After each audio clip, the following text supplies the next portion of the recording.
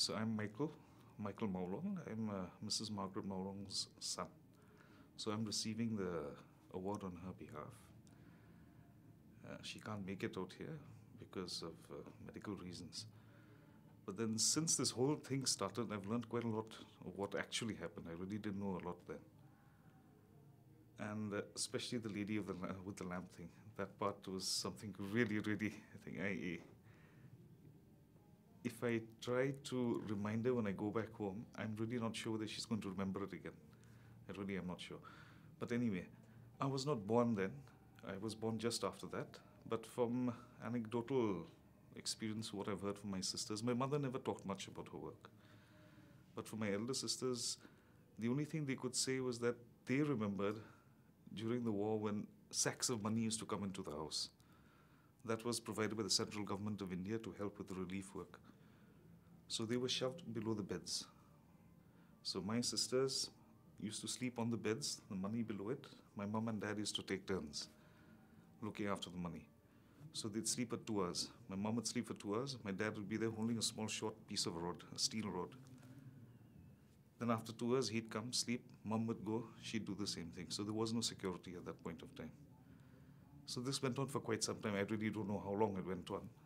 And then I did hear about it from a few other people, but then there were no specifics out there.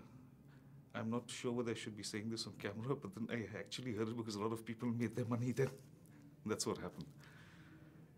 And then when I actually came over here, saw the museum, looked at the pictures, the photographs, and things like that, how will I put it?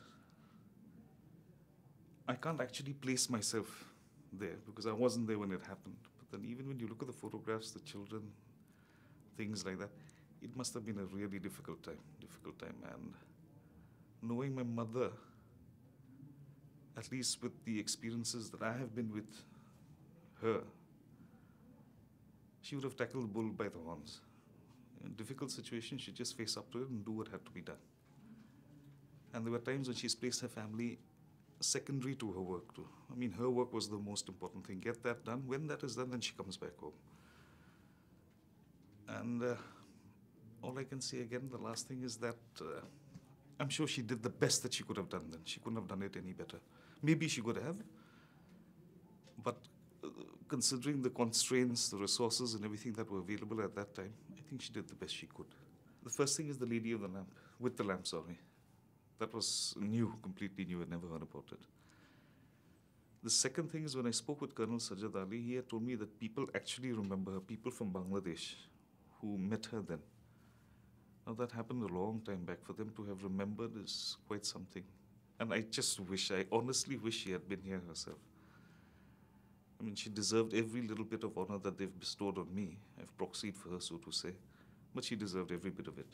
And she should have been here, but then that's the way it goes. She had a heart. She didn't like suffering. So when it was there, either with the Bangladesh war or related to any other incident where suffering was involved, she didn't like it. She couldn't stand it. So she would do whatever she could within her power to try and straighten it if possible, if not alleviate it to a certain extent, maybe. But she couldn't just stand and watch. To date, she can't stand and watch that. And she remembers this. She forgets a lot of other things. I was supposed to come for the program which was supposed to be held in October, but then due to certain reasons I couldn't make it. It was postponed to December. 2 days before I came here, before I left Shillong, she actually remembered. After 3 months, she asked me, when are you going to Bangladesh? Are you leaving tonight or tomorrow? So I said, no, I'll be leaving tomorrow in the evening. She remembered, strangely. That's a recent memory. With her condition, you tend to forget the recent memories. Older memories, you might remember them, may not remember them, depends. But she remembered.